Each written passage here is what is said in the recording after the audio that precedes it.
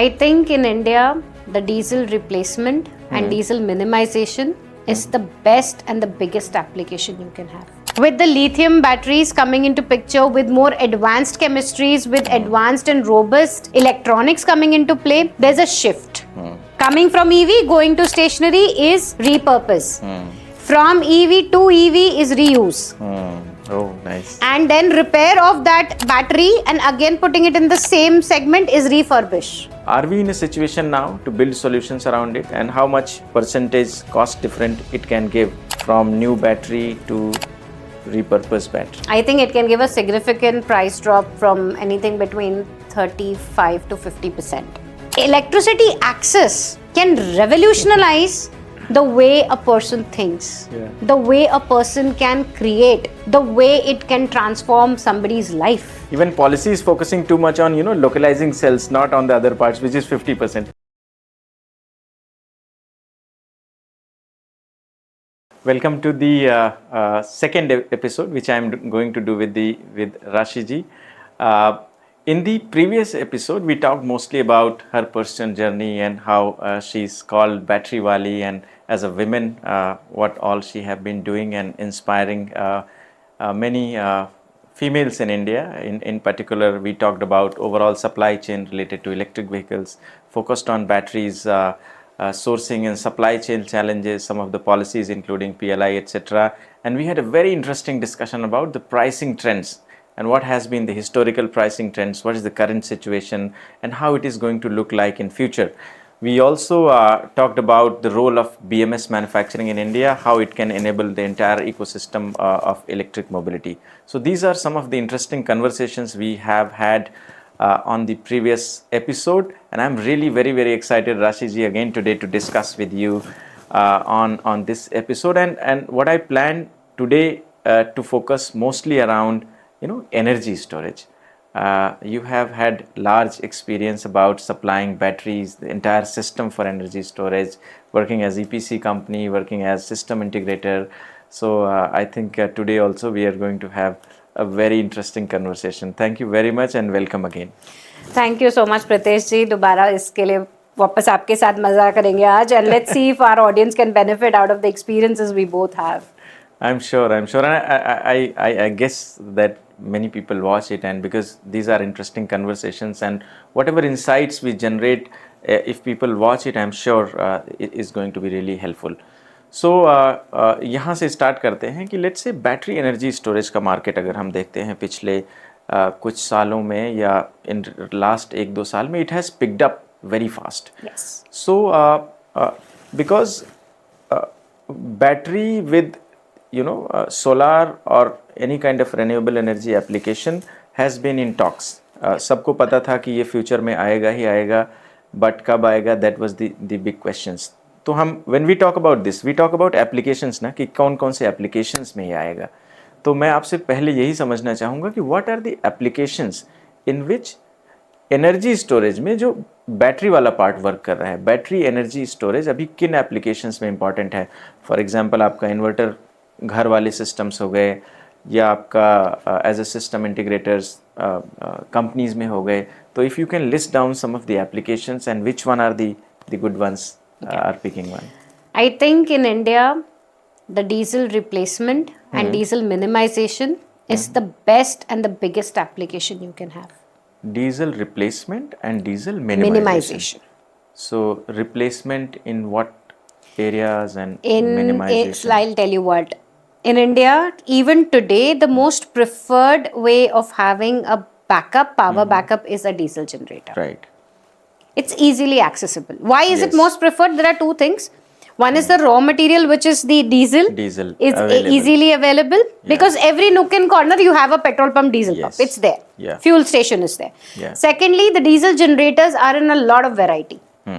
From small ones to a 1 kilowatt, which you take the rope and pull, to the big, large formats, which are stationary. Into megawatt scale, they are available. So, and that has been around for a while, and people trust the technology. They know it's going to work. If something goes wrong, they know where to call up and get for help. Yes. That is one major reason why still diesel generators are the most preferred backup solutions. Second most preferred is the lead acid battery with the home inverter backup. Right. Where one light, one fan is working during power cuts, we are good with that. Yeah.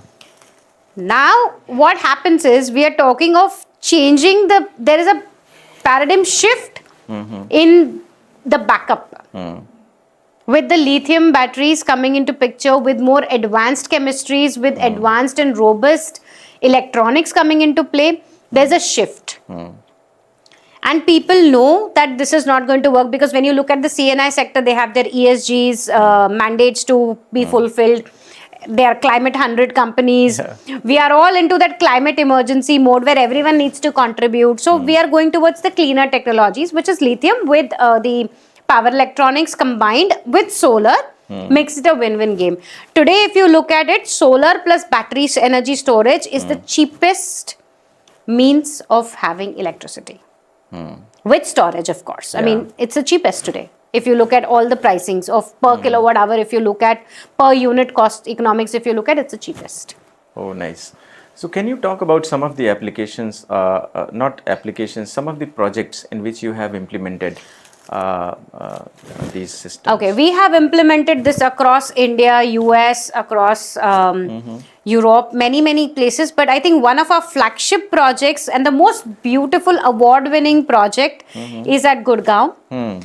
At Om Shanti Retreat Center, and that is a hybrid battery technology. It is true sense hybrid, wherein the batteries are also hybrid, solar is also hybrid, and we have made sure that it's a zero blackout system. When you say batteries are hybrid? With batteries hybrid, I mean we have done a combination of lead and lithium batteries together. We got down the capital investment by 40%. 40%. Yes, and this was, and today the customer has recovered and got his ROI as we had promised within 3 years. Yeah, this I wanted to ask. Within 3 years? Within 3 years. So we had promised ROI within 3 years, and they have recovered the entire capital investment in 3 years. Nice. Within 3 years. That is, and the entire campus of 28 acres runs on the system. There are zero blackouts, no brownouts. And it is such a beautifully made system where you can do an open maintenance in the system. You don't have to shut down any part of it. So that was a mandate given to us, and it is completely safe for the environment. Zero damage in terms of noise, in terms of pollution, in terms of any emissions. It's completely safe. Even there will not be a damage to every insect which comes in contact with the system. These were the mandates given to us. At any point of time, we want a complete system has to run. So giving a 24/7 kind of a system with batteries is possible. A microgrid which works fantastic with solar and storage. It's one of its kind in the country. And we've got the ISGF Innovation Award for this. Oh, great. From Mr. Pillai. Yeah, from Reggie sir, yes. And it's a prestigious award because there was a public voting and we had won by 1,500 votes. Right. And the system which you have implemented, how much time it can sustain the entire system? Can it sustain for few minutes? You're talking of minutes, it's about hours. Hours? Yeah, what we have done is we've designed the system in such a fashion that you can have 2 hours full load. 2 hours full load. Median load for about 8 hours and base load for about 24 to 48 hours. And what are the battery capacities when you... This is a megawatt scale, 1 megawatt hour battery, which is now getting expanded to 3. And you said 30% lead acid or what? It is 60-40. 60-40. Yeah, 60 lithium and 40 lead. 60 lithium and 40. Right. And you're fond of battery, which is LFP in chemistry. Yeah, this is LFP chemistry, of course. I'm very fond of LFP, and I've been advocating LFP since the day one. NMC came, NMC went, and you have seen how globally people have switched to LFP now, and they're very comfortable with that. So it's a very robust and stable chemistry, and we should adapt to it. Right. Rashi ji, in last 2 years, I have seen solar plus BESS, number of tenders which are realized, which are coming, price discoveries are happening which are very low. Yes. So what is your perspective about number of projects which are emerging in the public sector, the SECI tenders, and also state government tenders are there. they used to come earlier also, but in Yes. many of the cases they were not implemented. Yeah, So they is got that cancelled. yeah, they got cancelled. Is that situation continued now also, or we are finding more and more projects which are really being awarded and finally implemented? What is the trend there? Number one. Second is, what is the trend in the CNI segment? Is CNI segment organizations and companies are really excited now and understanding that this can give them the benefit? Third is there any linkage with the carbon neutrality goal of these companies? Yes. Is this carbon neutrality only talk at this point in time also, or companies actually No, I taking it think seriously? everyone is looking forward to it, and everyone is welcoming this. Whether it's a residential sector, whether it's a CNI sector, whether it is a hardcore industry, everyone is adapting. Okay. And they are trying to bring it.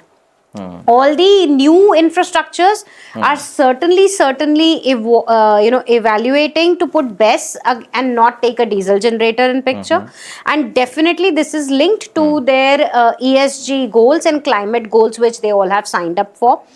In fact, very recently we've just executed 300 kilowatt or something around that at for a factory premises completely. Yeah.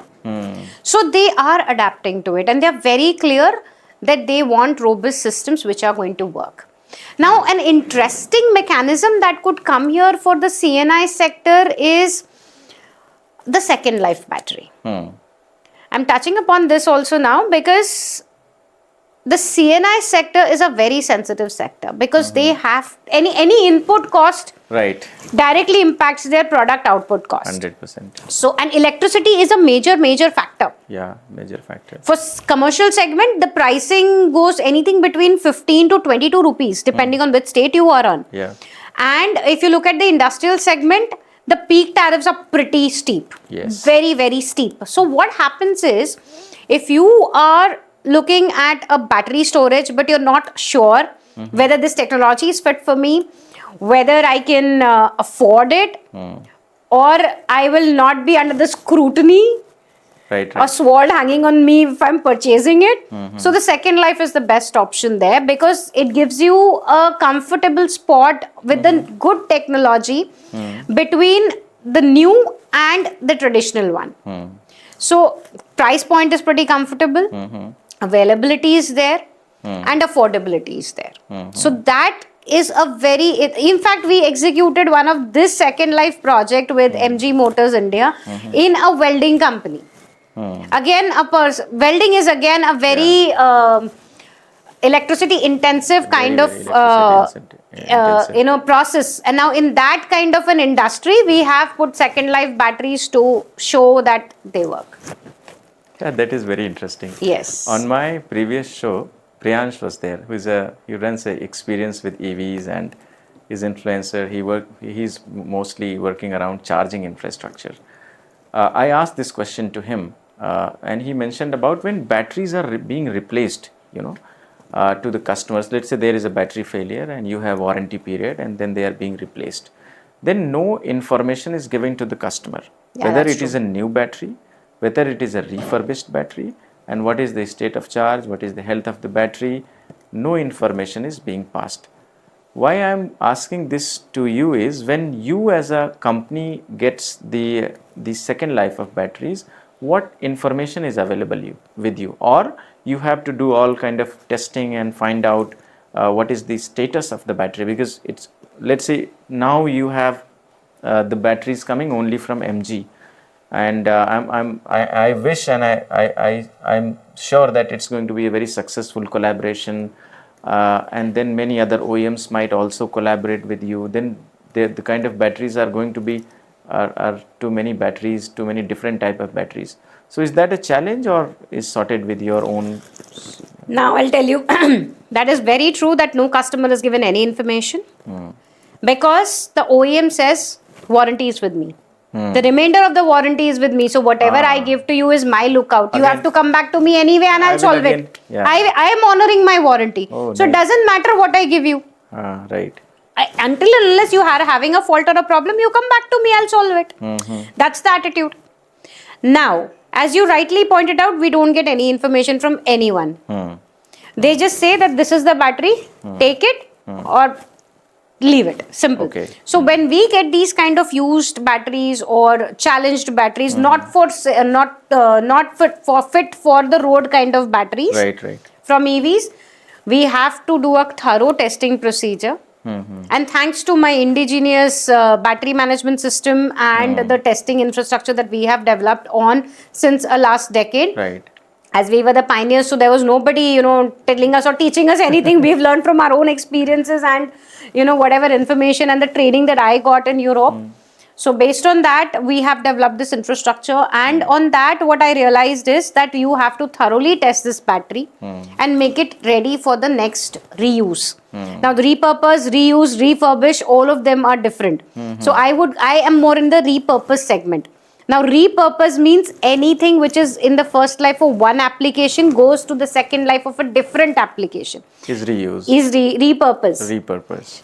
Coming from EV, going to stationary is repurpose. From EV to EV is reuse. Oh, nice. And then repair of that battery and again putting it in the same segment is refurbish. So EV to EV is reuse? EV to another EV. For example, a 4-wheeler battery is customized again for a 2-wheeler battery is reuse. But again, a 4-wheeler battery is repaired. Say for example, a bus bar broke or some wire broke or there is some cell fault and they have been replaced. Again, put it back in the same EV, not the same car or maybe in the same segment of the cars, then it is refurbished. So there's a definition to all the three which is important. And then after that, when it is reached end of life, it will be crushed, scrapped, and then material extraction will happen, which is recycling. Right. Yeah, thank you very much for clarifying the definitions. Now, my next question to you is that I was hinting in my previous episode also that, let's say 10 years back, you come up with such solution, it cannot work because next year the battery prices are going to be the half of what they were on the previous. I think if I remember correctly, Mercedes has set up this a large center in Germany and then within few years they had to shut it down mainly because of drastic fall in prices. So again, are we in a situation now to build solutions around it and how much percentage cost different it can give from new battery to repurposed battery? I think it can give a significant price drop from anything between 35 to 50%. At current prices? At current prices, yes. 35%? 35 to 50% you said? Depending on how critical your new application is. Right. And the solutions which you are building around it, like how many years again batteries are going to be useful? I anticipate and I look at them for at least 3 more years. So we are postponing recycling by 3 years, which is significant. And what we have been able to extract is more than 65% from the current battery packs, which is a very good number. 65% of what was existing. Say for example, if the pack is rated to say around 50 kilowatts or say 100 kilowatts, we've been able to get around 36 to 65 to 70 rather kilowatts from that pack. Which is a significant amount of energy that you can get back from the pack and the second life. And it can extend the life around 3 years. Yeah. I mean, we are looking at around 3 years. It could be a little less because this is just the beginning in India. Could be a little less, could be a little more. Depending again on how critical your application is. Right now, we have put it in the most critical application, which is the power backup for such an energy hungry and intensive application in the industry. So I really feel that this would make a big impact and difference for people where they cannot afford the new technology but still want to be in the game and not be in there for long. Right. Because this technology in terms of lithium, in terms of BESS, in terms of EVs is continuously evolving. Yes. So if you invest now for 10 years and then you're like, oh, you don't want to miss the bus. Right. So in that case, this is a very lucrative low-hanging fruit which all the sectors can really grab. And this is, I think, more important in that sense also, right? Let's say 8 years or 6 years, whatever number of years it is running in EVs, then you are extending the life for 3 years again, the same battery. Yes. And with very good, capacity retention. That is also very, very important. And when as you also said that India probably is moving or will move in the direction of LFP chemistry. Recycling of LFP chemistry is really very, very difficult. Yeah, it's very challenging. Yeah, it's very challenging, and metal extraction and the ROI or whatever. The value of extraction in terms of and the monetary benefit that you get out of it does not make so much of sense today. Yeah, so so that 3 years actually gives a extended life, so that even if LFP chemistry is not profitable in terms of recycling, then at least you're extending the life. Yes. So that is really very, very important. So if at current prices, if we can get such kind of benefit, such kind of capacity retention, I think it's amazing. Do you think other OEMs also, because with this Bharat mobility, so many product launches happening with CAFE norms, so many other things are pushing, and I think now it's very clear that all the OEMs are going to have batteries. So I think supply is not going to be a problem. So do you foresee some other type of batteries, or maybe some other companies coming up with in these kind of solutions, building solutions around it? It's an open market. Whoever wants to come is welcome. I mean, I don't see a challenge there. But I think we are also collaborating with other OEMs also right now. And you should soon see with more other battery, with more other EV manufacturers, new batteries placed in the second life segment as well. Have you thought about how these batteries are going to be recycled once they are done with their second life applications? Do you have collaborations? Or we already have collaborations with the recycling with the recycling OEMs, where they recycle the batteries. And so basically with even the EPR mandate and with the CPCB coming in picture, you have to have trace of this, and that is true. And with the and every year there is an EPR mandate which we have to follow, that some quantum of these batteries have to go into recycling. Who is going to be responsible for collection of these batteries, the OEMs or the recyclers?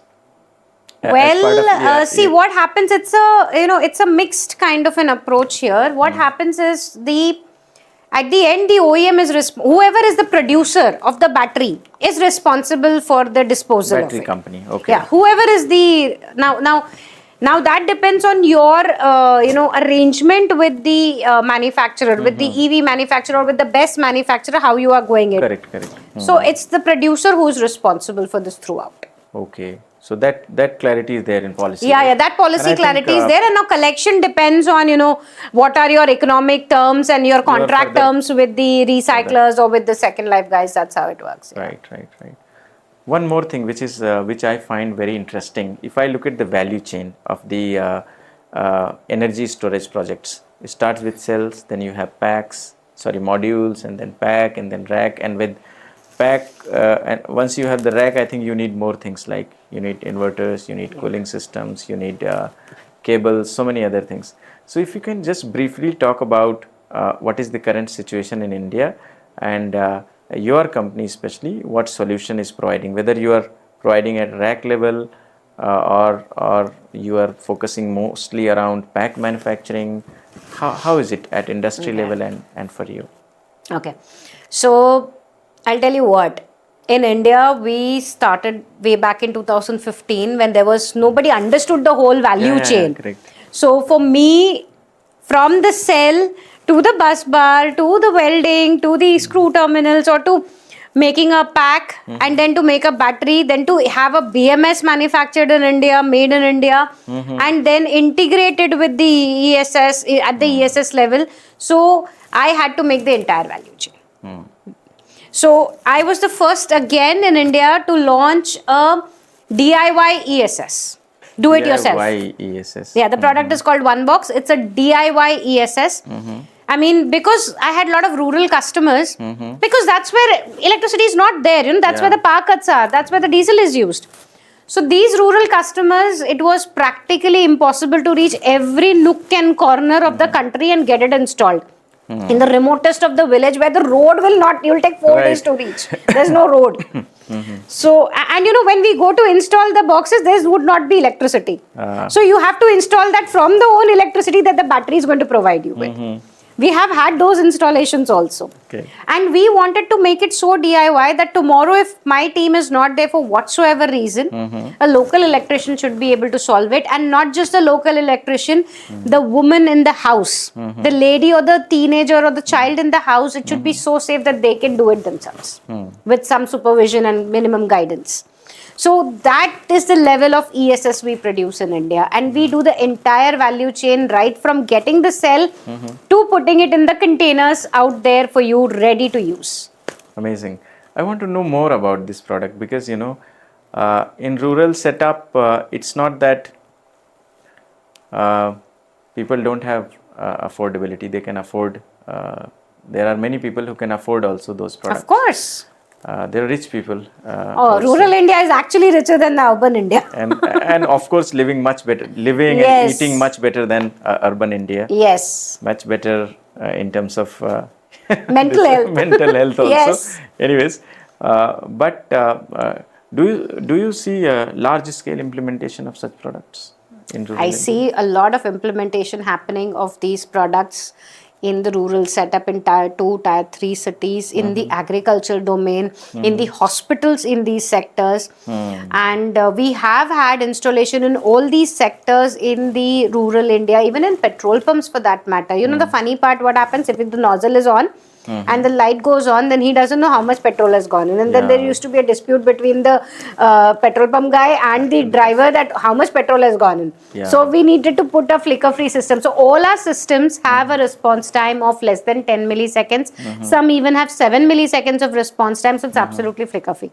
And we have seen hospitals, the ICUs and, even the OTs, operation theatres operate on our system. They work on our systems. That is the reliability and robustness we offer. So I really feel that ESS plus solar makes a big difference. Yeah, I think not only about the technology, but it has potential to change the way people live in rural India.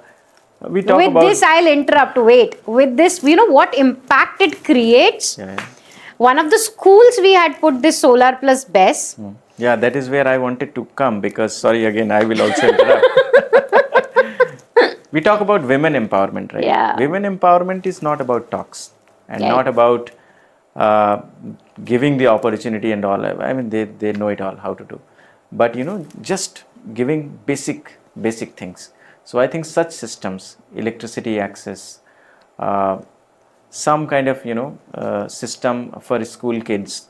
I think then the kind of people come out of those places are really amazing. I mean, you make the top 20 people according to you who have done best for country. You'll find maybe 18 from rural India.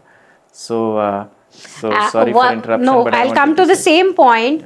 When we did a solar plus BESS in a rural school in near Hyderabad, what we found was when my team was doing the installation, these kids would come and ask. They were so curious, and they said, "Can we help? Can we fix something?" And I allowed my team. I'm like, "Please let them do. Let them learn. It's okay. It's safe."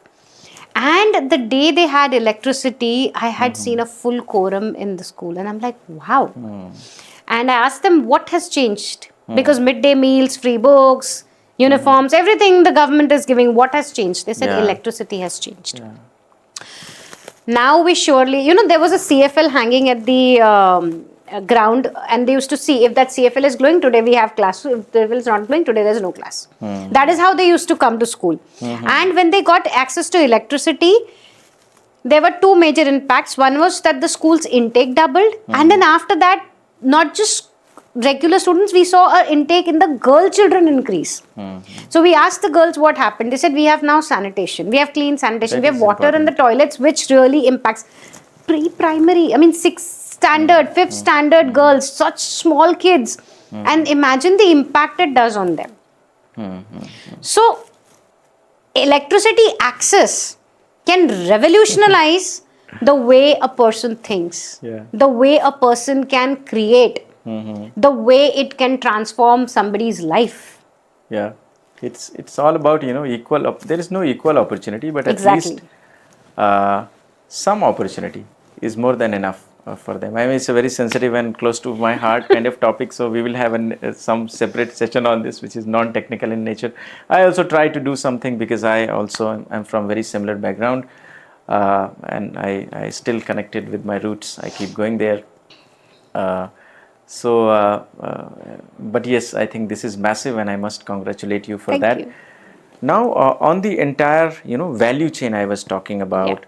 So, other than cell, how much is the percentage value addition? Let's say cells are 65%, other is 35%, something like that. I want to understand. I want to understand because I think it's better for viewers to understand. I think cell could comprise of around 45 to 50%. The remaining, everything else can come into 50%. Yeah, that is, I think in previous episode also we talked about, minimum 50% value addition possibilities here also.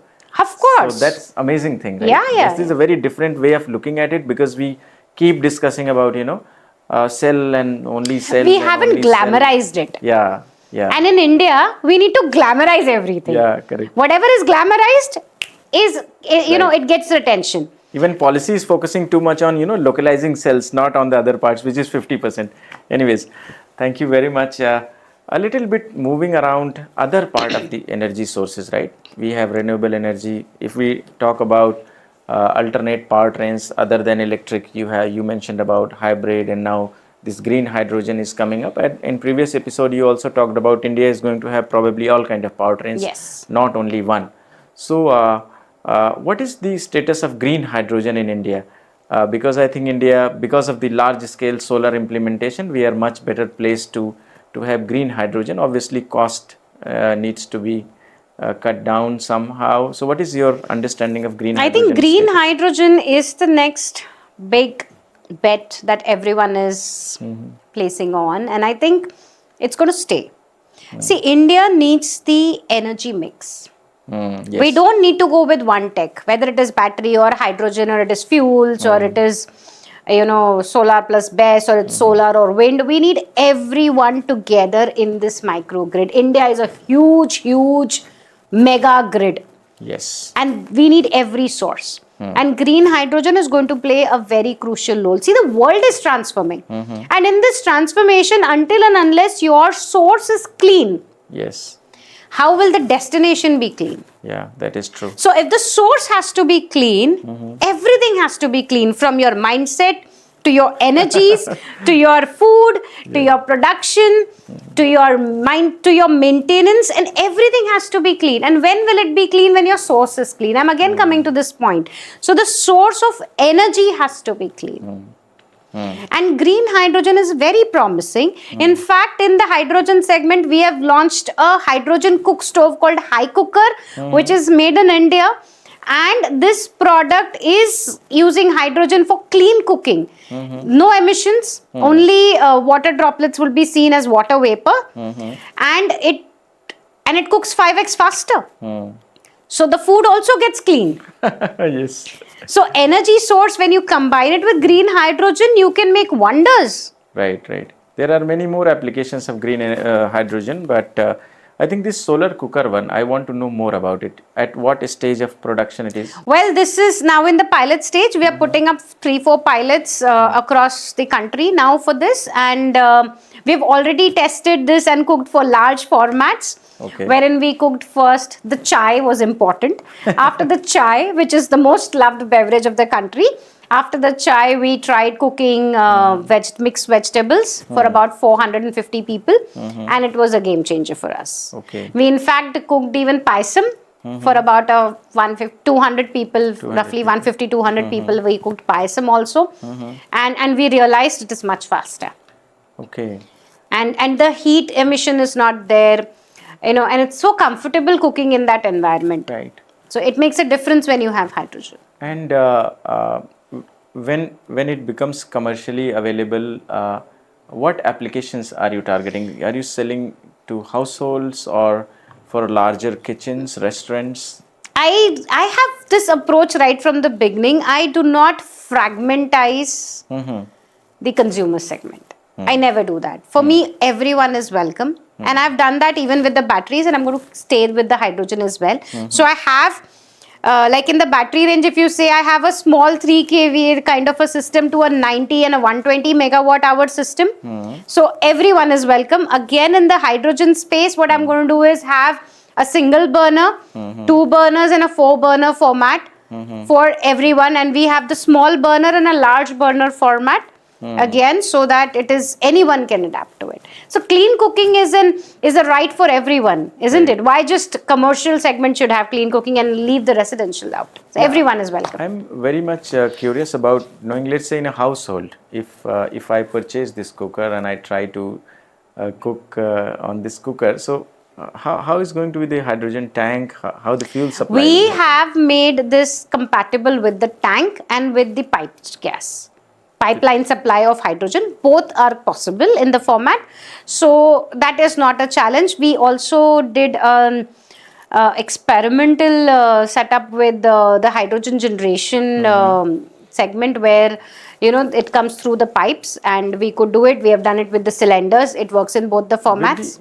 So but cylinders, like how the refilling will happen? Hydrogen is available, or hydrogen is readily available. The color is a challenge. Okay. Today we have to make sure that, so we are trying to do is in the 3 formats. One is whether you can take readily available hydrogen, which is available for the CNI sector. Okay. And that is one thing. And then we could even have hydrogen in the piped format for where there is refinery available. You can have immediate hydrogen at the place available there. Third thing is we are trying to collaborate with the small generators, where you can generate your hydrogen and use it directly. Okay. So these are the 3 formats which we are going on with right now, and I'm open to all sort of collaborations and all sort of experimentation to really bring this clean energy to everyone in the country, and not just in India but even abroad. Oh, nice. So are you going to sell this in India first or abroad? Whoever gives me the money first. Generally, these systems are first exported. And then tested there in other markets. No, but right now I'm doing 3-4 pilots in the country. In the country, yes. And these can be also used in large restaurants, as you Of course, anywhere. I mean, we have 4 formats, whatever you want. Yeah, I mean, I'm still wanting to know more about supply part of it, like how hydrogen supply will take place. You said, na, ki pipeline can also take it. Yes. But the pipeline infrastructure, what we have in cities, right now it's for more of gas, so it's a gas infrastructure, a little bit of tweaking here and there with little bit of safety controls. I think the existing infrastructure would be more or less compatible for even hydrogen supplies. But so that should not be a challenge, but it is today, it is a bit today, but I think this could be overcome in the future. I don't see, it will take certain time, but I don't see this as a blockage. It's just a small speed breaker which we have to just take the car on, that's all. Thank you very much. So towards the closing, 2 things. One, I want you to again summarize the potential of battery energy storage in India. And then after that, I'll ask my last question. I think battery energy storage is massive. The scope is massive. We are looking at some gigawatt hours. Yeah, right. It's massive. Even estimating that number is very high, and I'll tell you what, with the way electricity consumption is going on, I think we have to be in terawatt hours. Yes. We will be in terawatt hours in our country, because everyone has at least 2 mobile phones, a few laptops, desktops. And the energy hungry society is growing and growing and growing. And today nothing can happen without electricity. Even the school students, children, they learn on the mobile phone. Right. So electricity is indispensable. So we would need a lot of storage. And like how India has been pro in storing food, water, it's time to understand, even money in bank accounts, it's time that we understand that electricity is a wonderful resource which we need to store and use it at the time we need it. That is when it becomes valuable. 100% agree. So again, last question. Previously also I asked in my previous episode, what is the women participation in energy storage, number 1. And second, what women or females must do to more and more participate in this sector. Third, how they can follow you, because you have inspired many of them and they look for inputs and guidance. It's challenging from your part also to kind of respond to each and every one, but how they can follow you? Well, I'll tell you a few things, okay? When I started in this segment in 2015, there was nobody. I was the only female entrepreneur who came into this, or woman entrepreneur who came in this segment in absolutely male-dominated society. And I have been consistently consistent and persistently persistent in my journey in whatever I've been doing, to the extent today that a case study has been written on my entrepreneurial journey on how we do business. That is published by Ivy publication, and it's written by people from IIM Calcutta and IIM Mumbai. But the thing is, you have to hang in there. You cannot give up. There will be times when your own shadow gives up. Your own belief system is shaken to the core. And that's the time when you have to believe in yourself, when nobody is ready to believe in you. And that is the turning point, my friends. Right. That will give you the success which will last with you forever. Not a short-term game, but a long-term game. Then it is important to continuously upgrade yourself. And for women especially, have at least 10 minutes of me time. Well, this is for men also, children also, everyone. But 10 minutes of me time, women need it more than men, because we are in the 24-hour race of taking care of the house, taking care of our jobs, businesses, family, kids, everyone around us, but we forget to take care of ourselves. So that 10 minutes of me time for your own self is very crucial. Please do not miss out on that. And that should be in silence with your own self. No phone calls, no hobbies, nothing. Just be with you. Love yourself, embrace yourself, understand what you need from yourself. And those 10 minutes are transformational. They make you a better person. They make you a better professional. They make you something which you want to be. So those 10 minutes of journey, and the last, keep upgrading your skill set. Without skills, you're not going to reach anywhere. So please keep upgrading your skill set. And everyone can please reach out to me on LinkedIn, Batterywali. Rashi, you can just reach out to me there. Thank you very much for amazing, advice, and also being open to support in future. I especially like that 10-minute me time. That's really very, very important. Thank you very much, Rashi ji, for being on my show. I'm glad that you came again and had a discussion around some topics which are really very, very important. So thank you very much again.